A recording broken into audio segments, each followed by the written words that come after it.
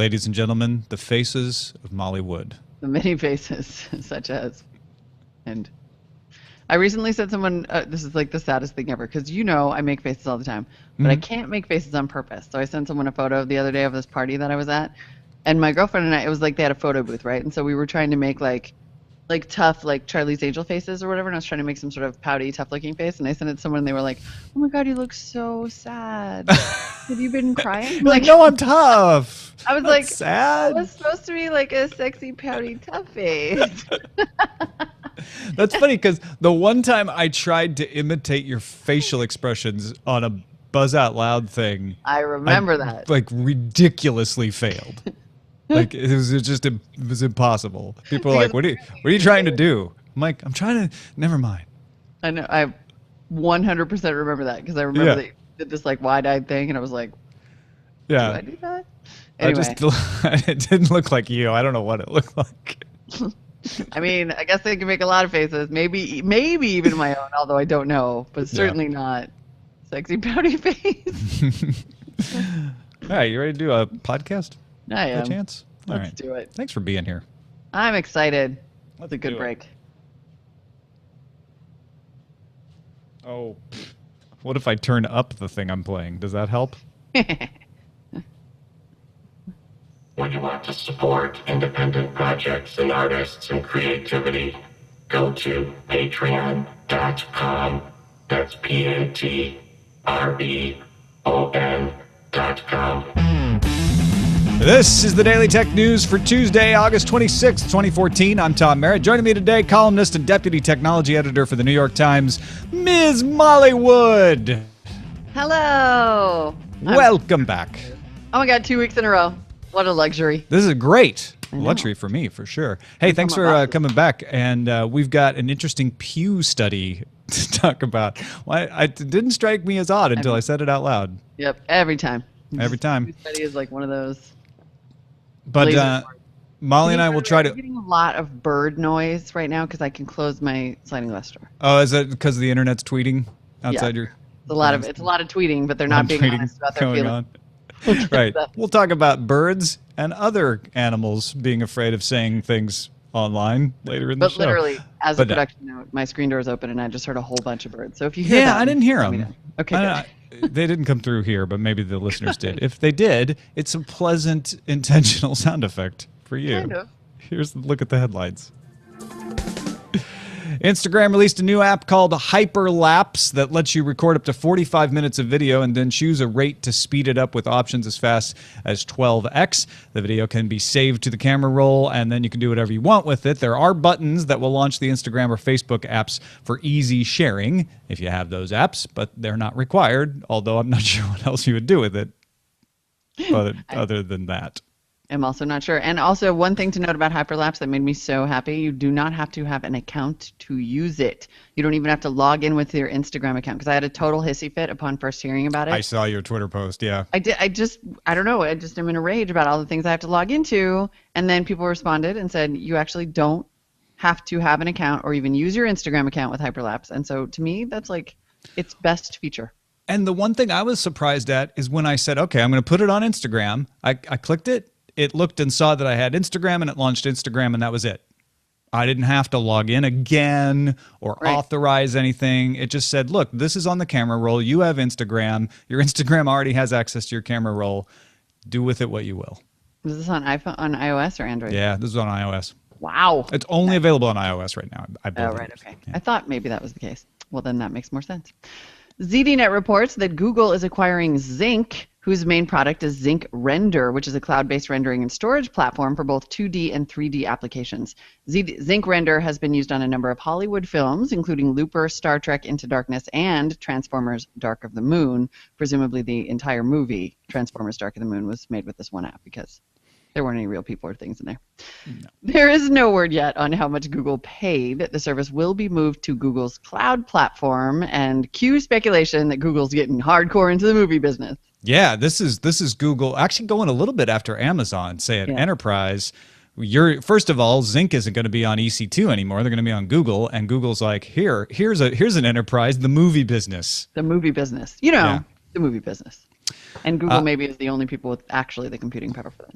And Google had a little money left over because they didn't get to buy Twitch. Oh, ouch. Vice President of Amazon Games Mike Frazzini gave an interview to Fortune about Amazon's newest $970 million all-cash acquisition. He said, first and foremost, we want Twitch to just keep going. I'm sure they do. They're trying to reassure people that they're not going to fold it in or change it or anything. Meanwhile, Forbes' Ryan Mack heard from a source that antitrust fears played a part in the deal going to Amazon instead of Google. Google allegedly wanted a breakup fee in case the acquisition was not approved because Google already owns YouTube. I think that sounds like a reasonable antitrust concern. Yeah. GigaOM passes along details about a U.S. NSA tool called ICReach or ICReach or I was trying to ICReach. figure that out too. Would it be Yeah. ICReach? ICReach? That's weird too. ICReach? Anyway, it's a bad acronym is what it is, NSA. It is also bad in other ways. It was revealed by The Intercept on Monday. iCreach appears to be a search tool used to share data with 23 U.S. government agencies, as well as foreign intelligence agencies in Canada, the UK, New Zealand, and Australia. The data shared included emails, phone calls, faxes, internet chats, and text messages, as well as location information collected from cell phones. I mean, I'm just saying, if you have a huge treasure trove of personal information, you need an organizing principle, and you might as well create an in-house platform for that. Right. You need a search engine. Totally logical. It's big data. What are you going to do? BitTorrent's Dropbox competitor Zync got a little more Dropbox-like today. According to GigaOM, BitTorrent Sync can now make web links for shared files and folders, expanding it beyond the simple folder synchronization it was before. You could share links before, but you had to exchange cryptographic keys or use QR codes or something. It was kind of a bit of a dance. So now you can just send a link. The new web links automatically expire after 3 days, and you can set them to expire faster if you want a little more security there. Easy peasy. According to Ars Technica, Microsoft is under investigation by Chinese regulatory authorities for bundling its Internet Explorer browser and Windows Media Player app with its operating system. If you sense that all this has happened before, you might be remembering the 90s and similar complaints from the European Union and South Korea, which led to the creation of separate software packs for each country. Microsoft says it will fully comply with the investigation. I just found this whole story so adorable. Like that, you devils, you're still doing that? You stinkers. Well, the real reason that this is happening, because it is weird for us to go like, really? This again? But Right. Internet Explorer is still a dominant browser in China. Mm-hmm. And so that's still the same problem. They're still doing all that same stuff they used to do. Yeah. Whereas in the rest of the world, people are like, well, no one uses IE anymore, so I guess it's not a big deal.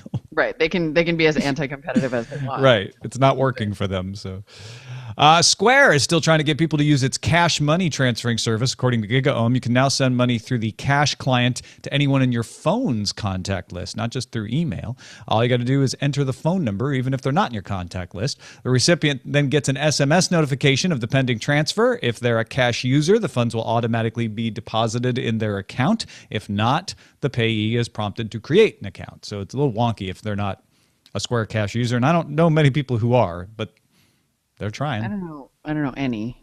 I mean, that would be really easy, but again, account fatigue. It's PayPal. Yeah, it's like, well, I have PayPal. Do I need this? I I have don't know. PayPal. Sending money And I by do it with text Google. message seems like a bad idea to me. It's too Yeah, I easy. Not insecure necessarily, just like, yeah. Way too easy. Good Hey, luck, brother. guys. Keep at it. Time for some news from you. These come from our subreddit, dailytechnewsshow.reddit.com. Kelly B is one of the folks who's been in there submitting stories and voting things up and down and alerted us to the Ars Technica report that California Governor Jerry Brown has signed a law requiring all smartphones in the state come with a kill switch, which I had hoped meant that the phones would be required to go into kill mode to defend you if you were attacked, but that's not what it means. It actually means that as of July 1st, 2015, all smartphones sold in California will have to have a remote wipe feature. The kill switch and new civil penalties of $500 to $2,500 for stealing phones are hoped to have the effect of reducing phone theft. I mean, it's a little bit of a defend you kind of method. I mean, honestly, this is long overdue, and this should happen at the federal level because it will stop people. I mean, phone theft is completely out of hand, and you're having like really unnecessarily violent crime to steal people's iPhones because they're worth too much money because they don't have a remote wipe feature like this. And if you're out there saying like, I don't want this forced on me, you can opt out. That is built into the law as well. Like, all it has to do is say, there's a kill switch option. Do you want to keep it? And you say yes or no. Why you wouldn't want it, I don't know. I don't know either. The possibility that someone will grab your phone out of your hand on the bus. Well, people worried about, well, it's not the bad guys that'll track me. It's the other people. Governor Jerry Brown. Because, like, Governor Jerry Brown doesn't seem very scary to me. I played volleyball with him in Oakland a couple times. Oh, really? Well, no wonder. You probably beat him down. It was when I first moved here, like a long time ago in '99. Someone was like, "Oh, there's the mayor," and I thought they meant mayor in the what would become the Foursquare way, like at the time. Like the guy who's always here at the volleyball place. Was former presidential candidate and current Oakland City mayor and former California governor Jerry Brown. And future California governor. Moving on. Who knew? Yes. TM204 shares the Ars Technica report that Microsoft has reduced the prices of the Surface 2 Windows RT tablet by $100. The least expensive 32 gig unit now costs $349. The 64 gig unit costs $449, and the 64 gig model with LTE costs $579. With the price cut, the 32 gig 1920 by 1080 Microsoft Surface is now less expensive than most other tablets, with the exception of the non-Retina iPad mini. The discounts are available through Microsoft's physical and online stores, as well as through some other retailers, such as Amazon. Presumably, though, they have not touched the price of the Surface 2 Pro, the non-RT tablet, right? Right. The one you want? It's just the RT. Look at you with your Surface. Is that just for funsies? I'll sell it to you. This is an original model, too. They don't make this one anymore. Oh, well, wowzer. I mean, collector's item. Bless their hearts. I'm sure it's perfectly fine. I tried to use one. I found it totally unusable. I just think it's one of those things where if you can't explain to people why you have 8 to 15 different models of Surface, some of which cost twice as much as the other, and none of which are an iPad, it's a hard row to hoe. I think the Surface Pro is a good device for some people. Maybe it's not an every person device, but it's the fact that the RT exists that confuses things for the Surface Pro. Exactly. It's the old chestnut of Microsoft confusion. And Crud2 pointed out the SlashGear write-up about Robobrain, a project led by robotics researcher Ashutosh Saxena to organize information from the internet and make it easier for robots to learn. Robobrain would be a cloud-based storage system integrating 100,000 data sources, or maybe more, and various types of supervised as well as unsupervised machine learning algorithms. The idea is to give independent robots access to a remote system that would provide a more complex understanding of the world around them. In other words, the individual robot's net would be in the sky. Yeah, I have an idea. Let's not make it easier for the robots to learn. I don't know. I was just thinking. Maybe test it, model it. Don't hook up any actual robots with guns. Unsupervised machine learning algorithms. Machine learning, by the way, is a discipline which allows machines to learn to behave without being explicitly programmed. All kidding aside, like, this gets us closer and closer to Kurzweil and folks going like, I've been telling you this for years. Absolutely. You know, this is pretty crazy and cool advances. We joke a little bit. We don't want to fearmonger. It's just our own fear. Right. Hey, folks, don't forget about the Sword and Laser anthology. If you're a science fiction and fantasy fan, it is a book that Veronica Belmont and I put together as part of the Sword and Laser podcast. It includes 10 sci-fi and 10 fantasy stories with an introduction by Patrick Rothfuss. You can get a copy at swordandlaser.com/store. Or just look for it at your favorite book provider. There are Nook versions and iBook versions and all kinds of versions out there. So check it out if you're into sci-fi and fantasy. Previously unknown authors, one of whom won a Hugo this last time around. Wow. For his website. Yeah, pretty awesome. All right, let's talk about this Pew study. They surveyed 1,801 adults between August 7th and September 16th, 2013. That's significant because of what they were asking them about. They say it has a margin of error of plus or minus 2.6 percentage points. They asked people, they wanted to find out if people were swayed into talking more or less on the internet, because there's been this idea that people don't want to talk about controversial subjects in person, but maybe the internet would provide a place for people to have discussions they wouldn't otherwise have. So they picked something that everybody was evenly divided about, and that was at the time the Edward Snowden leaks. Now, the reason I say that the time period is important is one objection could be like, well, with everybody worried about internet surveillance, they might not want to talk about the Snowden leaks, particularly online, because they're worried about being surveilled. At the time of the survey, they said only the phone metadata had been leaked as a surveillance target. So they think that the impact of that attitude should have been minimal, but they did acknowledge it. Anyway, what they found is that 42% of the people surveyed were at least somewhat willing to discuss this topic on social media versus 86% willing to talk about it in person. Did that surprise you, Molly? It did. I mean, what was really interesting was that there were also... It did. I think that there is... Let me start by saying I do think there's a legitimate concern about the topic. Because once people got concerned about surveillance, it is not that likely that they restricted their concerns and paranoia about surveillance to, data on my phone, especially considering how many people use Twitter and Facebook on mobile. So I think it's a tricky topic to have taken on. I am not surprised, though. What was surprising was that those typical Facebook users and Twitter users then became less likely to voice their opinion in person. Yes. So I'm actually not that surprised that nobody wants to engage on social media anymore. I really do think that social media has actually ruined arguing. I have that exhaustion constantly when I think about wanting to post about a topic that I feel passionately about. It's like it becomes the absolute last thing I want to do, to put it on Facebook and Twitter and watch it be torn to shreds. Like an idea that I hold dear. Oh, fun. Like I can't wait to see the, I am totally right and you are a dumbass pronouncements that the internet is so fond of rolling into a fun comment thread that will then get my friends angry and get me angry, and like, no. So just no to that. But what I did find amazing, and that I think I have noticed in my own life, is that the unwillingness to engage online is spilling into the offline world, where you just really don't even want to have these conversations anymore. You're like tired. I'm tired of arguing. I'm tired. And it's because of the internet. Yeah, I was not shocked when I posted this up on Twitter and on Google Plus today. People responded like, well, yeah, of course you don't want to, because you're just going to get attacked, like you're saying.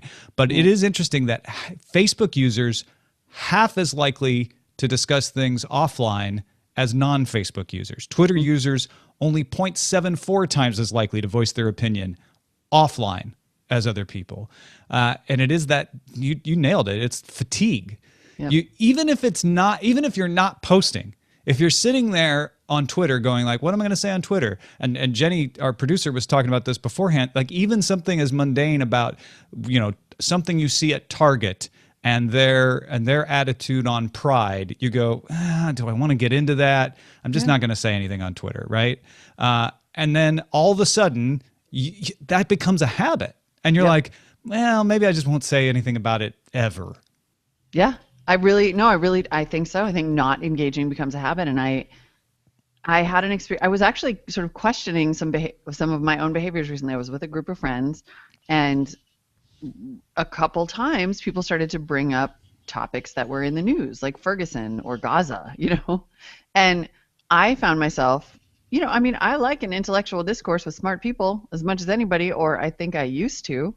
And I felt myself backing away, like just leaving the room. I was like, I just don't want to. Because you almost feel like you've seen so many arguments online that, you can just start to script out exactly how it's going to go, and someone's going to say this, and then someone's going to say this, and then it's going to get, and I am exhausted by the motions of arguing, not just the arguments themselves. What I wonder is, okay, there's a couple things here, and as you rightly pointed out, Pew acknowledges that this topic could have problems, and they even further acknowledge like this is just one topic. Like this just points us in the direction for further research. It doesn't prove anything. But at the same time, I think we all look at this and feel in our guts like, yeah, that's just the way things are. Is it because the internet exists and we're all communicating so much more than we used to? Or is it just some other social movement that's causing us to feel more divided and divisive than we used to? I mean, I think that is part of it. I think we have argument fatigue, but it's also disagreement fatigue because these online discourses are so this has been quantified, right? It's actually been quantified that most of the posts on Twitter, most of the conversation that occurs on Twitter is negative. Remember there was like something right. that said that people on Twitter are the semantic content tilts negative. Yeah, the semantic content is downer because sometimes when you're faced with a void of topics, when somebody posts something into the void, the only way to engage is to disagree. The only way to engage in a way that keeps a conversation going, you think, is to disagree. Because if you go like, yes, right, like that one nice woman on Twitter who responds to all the things that we say, but it's always like, cool deal, great, super. That's actually wonderful. It's like, it's really nice. Exceptional in more than one way, right? Yes. Yeah. It's beyond exceptional to just get like encouraging agreement online. But it's also because what else are you going to do? You can't really easily change the subject. Like, how else are you going to start a conversation with somebody on Twitter other than by disagreeing? And then the problem is it just becomes so easy. Like, the discourse is not respectful. We all know nobody's mind is going to change. And I think that becomes the key, is like, you just know from playing out all these conversations over and over, nobody's going to change their mind. People are going to show off more and more and more what they know. There's no way for you to be well informed enough anymore in the modern world to win an argument, because everybody has the power of Google behind them. So it just starts to feel like, what's the point? Like, what's the point? And I wonder whether this is going to be an endemic quality of the internet that we'll have to get used to, which is like, yeah, you don't have conversations on the internet if you want to make progress. And that may be true. That may just be the way that medium works. We're still learning how it works. The Pollyanna in me wants to believe that we're still learning how to use it properly, and eventually what it'll maybe have, and this is going to sound ridiculously naively hopeful, but it may actually have the effect of teaching us how to argue better. I hope so. Right? My good friend Adam Curry and I have this conversation all the time, that argument is important, and that we, the big babies of the internet and in the world, need to learn how to argue without hating each other. That it is, in fact, really important to be able to figure out how to disagree civilly. And there's certain impediments to that with the internet, where you can't really read expressions, and you're not in the same room, so you feel a certain level of protection and anonymity that allows you to go lash out a little more than you would otherwise. And and tone is always misread, and sarcasm is missing, and context is missing, and nuance is missing, and all of that. But it does lead to a world where it is just too tiring to express an opinion. I think that my own Twitter feed over the course of, what is it now, almost 8 years or something on Twitter, has become noticeably less opinionated over the time. I think I have become noticeably less externally opinionated over time, and I think that's saying a lot coming from me, because you know what? I just don't have the energy for that crap anymore. Well, and like our producer Jenny pointed out for the pre-show, the only people who do are the people who sort of get paid to provocate for a living. Like, the professional comedian can have an opinion on Twitter, and then they just still ignore get the slings. Responses. They still get the slings. They're like, I don't care. I'm a comedian. But it's like your job to do it, right? So you're not going to read the responses. So you're either going to be somebody who's paid to do it, or like just is cheerfully able to ignore the slings and arrows. It was a joke. It was just a joke. Come on, internet. And then there's this insane sort of like, you never know when you're going to be like, if there are people all over Twitter saying crappy things all the time, you never know when you're going to be the one who makes a mistake. Your name gets plucked out of the pile, and for whatever reason, you that week are the subject of the internet witch hunt, and by God, you will apologize in public. Right. I mean, this ice bucket challenge has been like the minefield for celebrities, right? Like, how do they properly approach it? How do they deal with the challenges? How do they prove that they've already actually responded to the challenge? Like, it's the internet ruins everything. It is amazing, like, to see this many people trying to communicate with each other, where you only need, it's the spam effect, right? You only need a small number of people doing the counterproductive thing for it to have a huge effect. Mm-hmm. I think so. And it's scary to think that it is having that much of an effect in the real world. I think that really is disturbing, because if it means that we don't engage in discourse, then it means that we're not testing our critical thinking skills. I mean, there's already a concern about this whole about the filter bubble. Whether it exists in search or not, it clearly exists in our news feeds, and maybe will start to exist on Twitter, that the news that we see is heavily manipulated, which we already knew, but it's more and more and more so. And then if on top of all of the kind of biased sources that we're allowing in, we never have a hard conversation, even offline, Yeah. yikes, like we just calcify even more. That was the final note I had here, is that social media, not a news source to people in this survey. 58% said that they get information from TV and radio, 15% from Facebook, 3% from Twitter. That goes against the conventional wisdom of your local social media consultant. It does. It's really interesting because it showed that that social media is not as powerful as thought in a couple ways. One, it does not lead to more vibrant discourse and more voices online, because the voices are getting shouted out. And then on top of that, yeah, people don't see it as a place for news. I definitely get my news from Twitter sometimes, but maybe I wouldn't describe it as a big news source. You know? I mean, I think we're probably not that typical. Yeah, that's true, right? I mean, I find Twitter is my newsfeed. But it's my curated newsfeed of things that I chose to provide me news. Exactly. And it's for things like, with Ferguson, for instance. I found out about it because I have a friend who lives in the area, texted me and said in the text, search #Ferguson on Twitter right now. Right. And that was the very first night that anything happened there. But that was, I found out from a friend, but his way of telling me to follow it was like, yeah, they're not covering this on TV, not even in St. Louis. So that's funny, because I always find that totally frustrating, because like I'll search the thing, but I won't, like, let's say the thing has already happened, or I notice that everyone started following one person on Twitter, and then I go, oh, that must be news. But then the Twitter news search is terrible, in that sense, because it just surfaces everything that everybody's said about it. Right, you're not going to get a nice summary saying this is what's happened so far. Give me a freaking Vox card at the top of the search results. Right. And then everything that everybody said. Get the Robobrain on this to provide us some context, please. Dear Twitter, the first thing that you could do to fix your news problem, the first thing would be to figure out, like Google does, use some algorithm to figure out a trusted source kind of link to put at the top. And then I can see everybody's tweets about it, but I can at least find out what the hell is going on. Yeah, like if I see like Napa earthquake and I don't know what it is, and then the first 19 results I see are like, here's a picture of a broken bottle of wine, I still don't know what's going on. Right. Or, oh my God, did you feel that? You're like, well, okay, I got that much. What are the details? Yeah. There you go. We fixed you, Twitter. We fixed this one thing, by God. That one's on us. Tamale analysts. Back on the case. You're welcome. All right, let's check the calendar. In 1984, on this date, if it's August 26th where you are, Miss Manners confronted her first computer issue. It was, can I type personal correspondence on a computer? Is that okay? Or is that rude? Can you imagine? That's adorable. Yeah. And we're not even talking about email. We're talking about like printing it out. Right. And sending a letter. Is it okay if I type it? Will that be totally tacky? If I don't type it and print it, is that tacky?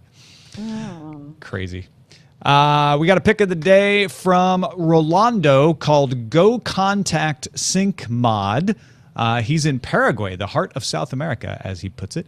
I've been using Outlook since the 90s. A critical component of my workflow was an easy wireless way to sync desktop and phone for contacts and calendar. The magic was accomplished then by Nokia Suite through Bluetooth. When modern smartphones became a thing, a new component, the cloud, was needed in the mix, so I used Google Calendar Sync and a little great desktop app called Go Contact Sync Mod to have Outlook Cloud Phone two-way wireless sync nirvana. My contacts, appointments, and notes were available to me in my desktop, phone, or cloud in perfect harmony, but the Microsoft-Google fight has gotten in the way of my sync heaven, first by stopping support for Exchange Active Sync, and then Google Calendar Sync. Luckily, the wonderful guys, as he puts it, of Go Contact Sync Mod came to the rescue by updating their app and providing two-way sync Outlook to Google for calendar, contacts, notes. Best of all, it's free and open source. Finally, my workflow equilibrium has been restored. And he's got the SourceForge link that we'll throw at you, or just look for Google Sync Mod, Go Contact Sync Mod on SourceForge. And syncing, man, talk about something, we could put a man on the moon, but we can't figure out syncing. That's important. Especially calendar. Like, that's huge. I learned a long time ago, I just live in one calendar. I don't try to sync anymore because it's just fraught with peril. No, I'm willing to have multiple Google calendars, like a work Google calendar Sure. and a personal one. Absolutely. But it has to be one service. Like there's absolutely no way to have. I don't know, but maybe Rolando has convinced me to dip my toe out there. We'll see. Maybe. All right, Send your you pics. let me know how that goes. Send your pics to feedback at dailytechnewsshow.com. Please, we'd love to hear your pics. That's how we get these great recommendations, like from Rolando. And of course, you can find my pics at dailytechnewsshow.com/pics. Finally, Alan Char is our message of the day. He says, while you and Anthony Carboni were discussing all the possible reasons Amazon wants to buy Twitch, I thought of another possible reason. Amazon seems like it's still looking for content to drive users to its Fire OS devices. I think Twitch is a large and growing source of content, and the demographic that enjoys the content is aging into their disposable income years rather than out of it. While Amazon may still be struggling to find a hit in original content, they can afford also to make the long bet on Twitch. And I saw a lot of columnists agreeing with Alan on this, saying, yeah, Amazon just bought itself a YouTube. Like, sure, they could already put a Twitch app on the Fire TV, but now they can actually have their own source of crowd-created original content. What do you think, Molly? I think that is 100% true, and was thinking a very similar thing about the Twitch acquisition, because it's not, I mean, yes, it is primarily games now, but somebody pointed out on Twitter that they tuned in and they just found a lady talking about her life, kind of. You know, I mean, what you have is a big, well-known, big-name publishing platform. Yeah. So and easy as pie to expand. People out there are screaming right now like, but they just shut Justin TV down, those bastards. Why?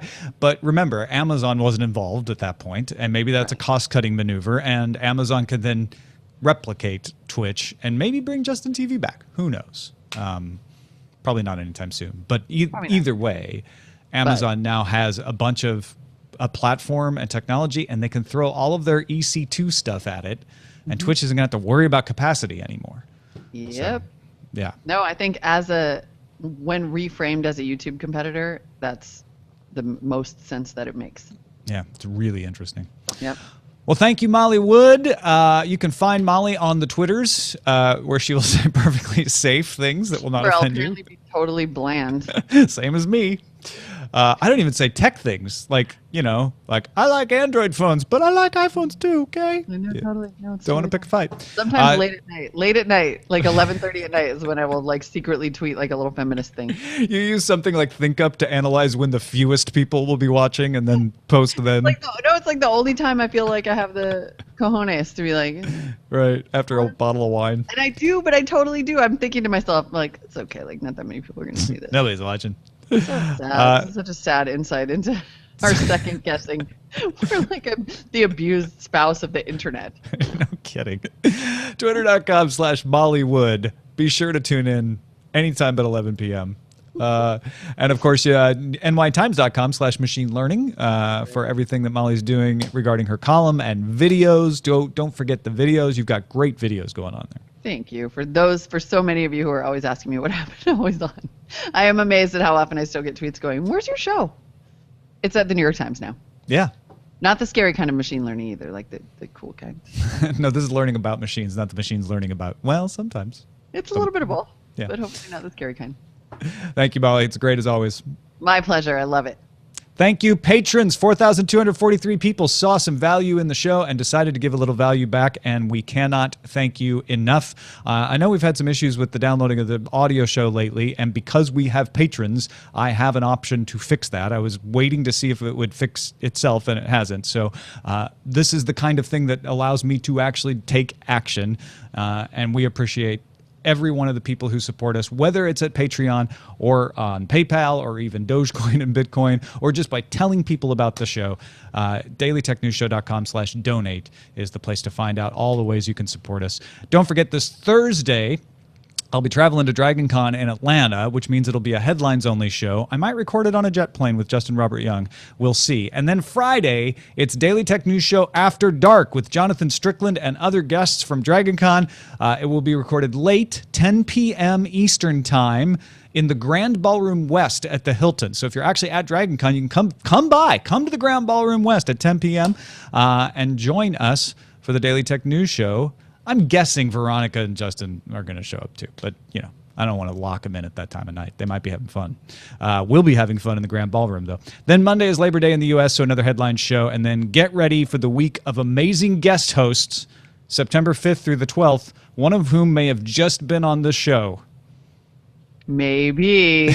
just maybe. It was me. It was you the whole time. Don't forget, we have an email address, dailyfeedback@dailytechnewsshow.com. We have a subreddit, dailytechnewsshow.reddit.com. Our phone number is 512-59-DAILY. The show is live at mobile.alphageekradio.com daily, and our website is dailytechnewsshow.com. I'll be back with Dan Patterson tomorrow. See you then. This podcast is part of the Frog Pants Studios Network. For more information about this and other shows, visit frogpants.com. Audio program so good, it's like you're there. Hooray! Papa. I That brought was- a Puppy. dog. I brought a dog. Doggy. Hey, Jax. Toby Pinner in the chat room is like, the Brits get to wake up to controversial Molly. Your morning controversial Molly in your Twitter feed. That was a great show. Thank you. That was a fun show. Thanks. I enjoyed the hell out of it. Me too. You just hang out there for a while. Totally true, man. Yeah, that was good stuff. That's so that Pew stuff is such good stuff. I totally want to blog about it. I'm about to relaunch my website. Oh, you should. Yeah. So then I was like, oh, I'm gonna need a blog post because the blog feed is bigger. Yeah. Yeah, I think you guys did a great job covering all my opinions. Thank you. Good. You. I know I was worried. I was like, it's been a while. I haven't said that comedian thing. Well, it feels like It's really true. You know, and the only other thing I would say that you guys totally mentioned, but I would say specifically, is the best media. The times when you find out something's happening on Twitter is when somebody you know retweets the New York Times or The Verge or whatever. Like, it's still going back to a verified media source. I mean, usually, yeah. It's Usually, very you're rare right. that you have a Ferguson type situation In or an Arab or a Spring person- situation. Yeah, Yeah. or a person in your feed that's there. Like, for example, I will say the one exception to that was when they were hunting the guy who, you know, the Boston Marathon suspect through the streets of Watertown. That and was I happened to be up, but half of that information was incredibly wrong. So, like, you're alerted to it, but then you're like, I can't retweet this. I'm going to be one of those people that's on the hook for retweeting a thing that got somebody killed or arrested or something. It's really, it just feels dangerous. It's true. It's true. Well, I think I was tweeting the other day about Robin Williams' daughter getting off of Twitter because she was totally trolled and left. And I think what I said was I think the generation that comes after, even after millennials, it's sort of like we're the ones getting used to it. So of course we're kind of like we're too addicted or we're doing it wrong or whatever because it's new to us. And so and then there's the millennials who are just totally native and they grow up with it and whatever. But I almost feel like the generation after them will undershare. Like I could imagine them, and you're even seeing that already, right? Like there's a really young demographic for things like Snapchat and Cyberdust, because I think that they're retreating a little bit into a safer way to communicate, which is to be more private, like to be less broadcasty. Yeah, I agree. Until it's And not. I am gravitating toward that way too. I'm about to do one of those Facebook purges. Like I haven't posted on Facebook in I don't know how long. But I posted my annual, first day of school picture of my son, and then I was just like, who are these people? I don't want these people commenting on my picture of my son, Yeah. Well, I really only met that for like 15 people. it's funny. Like, I have found that I just do not watch television news of any sort anymore. Through the entire Ferguson thing, I never turned on the television for news. See, I totally still do. I totally still do the CNN. And I'm almost entirely alone in that as well. And the reason I bring it up is I find myself reacting to things in ways that I'm like, what do people mean by that? That's not the story. That's not how the story goes, because they're reacting to something, and I'm not saying they're reacting poorly or not, but they're reacting to blatant media manipulation? Well, there's a narrative being put out through one source that's not coming through another source, right? And I bring that has its own interesting discussion, right? That you're talking about with media shaping things, but I feel that way about Facebook on the personal level because I don't participate in Facebook hardly ever. Well, if Twitter is the house of dishonest, like not full honesty, then Facebook is just a flat out house of lies. That's the bottom line. It's like if you're even less honest on Facebook. Well, and I'm not even talking about news stuff at that level. I'm talking about like my family, and my friends saying like, well, yeah, there's this thing. And I'm like, I don't know anything about that. What are you talking about? And it could be like just a real localized thing, or it'll be like, what, you didn't hear about your cousin's like hilarious adventure with the bear? And I'm like, no, I haven't talked to my cousin in a long time. They're like, well, it's all over Facebook. That's kind of the only reason I'm probably not going to get off Facebook anytime soon, is just to lurk on the lives of people that my actual friends, not even to lurk on the lives of like 15th cousins. It's just that like we're all a bunch of busy parents in my life, and so. See, that's why they need something called Mom Book. They just need Mom Book, where it's like, let's just start over, and it's only for friends and family, and we're not going to friend anybody we didn't like spend significant amounts of time with, and then we're going to be real again, theoretically, or as real as you're going to be with your. Well, that's what Path was supposed to be. Right. But the problem is that when you try to give somebody a new thing and make everybody sign up for the new thing, even though they already have the old thing, and the old thing isn't that bad, like it works kind of fine. It's like you've got a really great chair, you love your chair.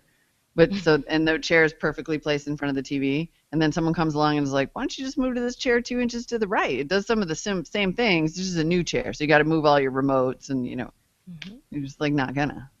And as El Khalif rightly points out, yes, you can do that on Facebook. You just have to be okay about being a dick and unfriending. I know, and that's what I literally have to start doing. And I unfriended someone on Facebook a couple years ago because we're not friends.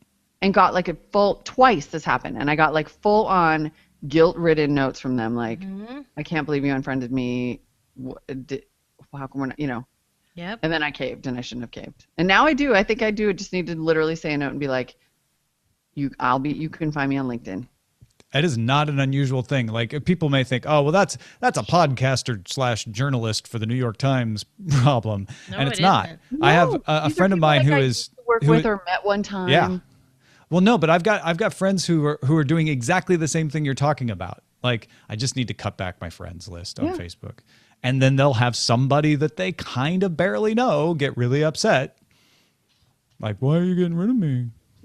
It's true, El Khalif, that I do need to make better use of the close friends group. Like, go back. You don't need to unfriend everybody. Go back and just make the close friends. And actually, this is a surprising thing to say, but I think Facebook is making it a tiny bit easier to be more selective. They're learning as it goes along. My problem is you still got to work at it, and that's I got other things to work on. Yeah. This is not something that's priority for this me. Exhausting mental calculation, like with iTunes, about what goes on the playlist. Right. Which of your friends and family go on the playlist?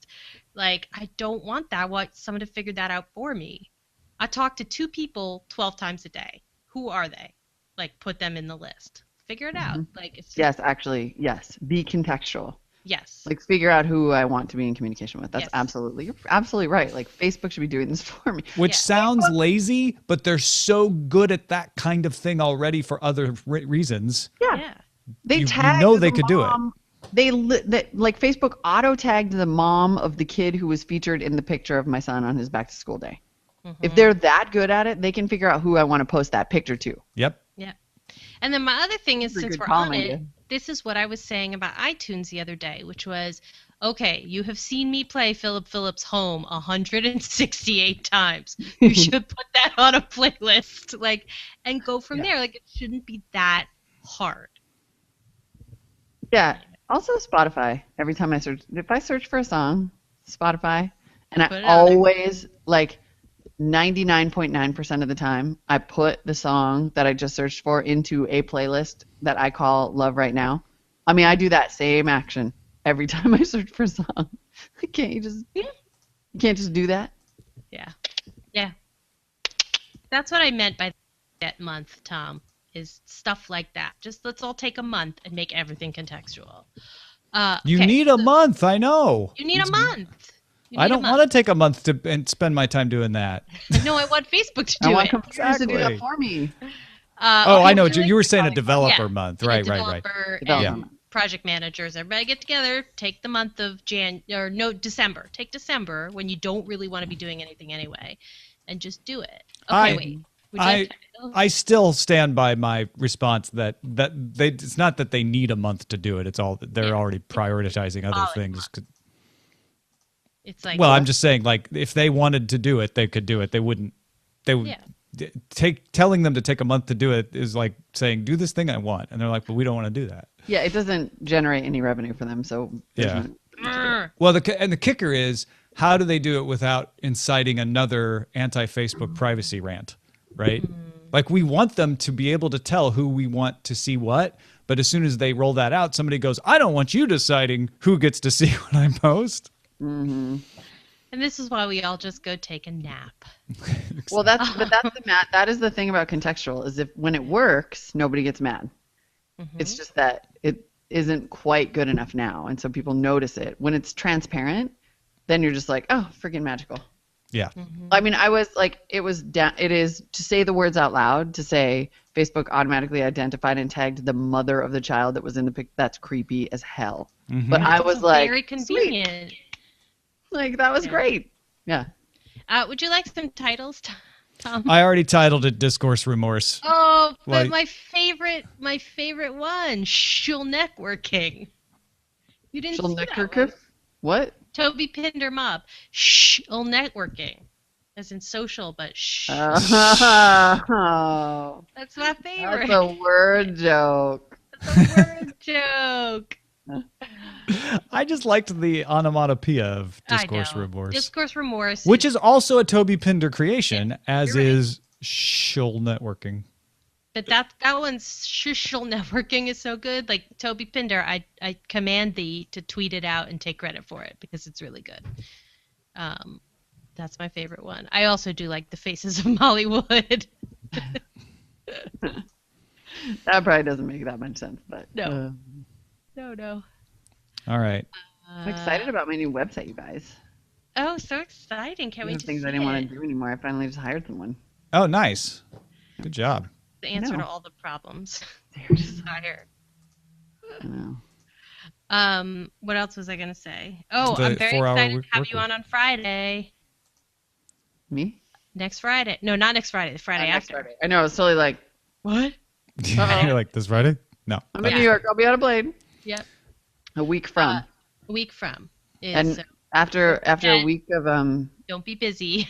after a week of iPhone time, Yeah. I'll be drunk. You'll be ready.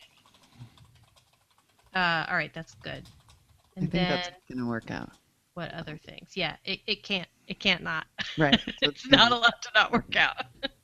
It's gonna be great. I'm It's excited. gonna be great. Okay, that's all I have for Molly.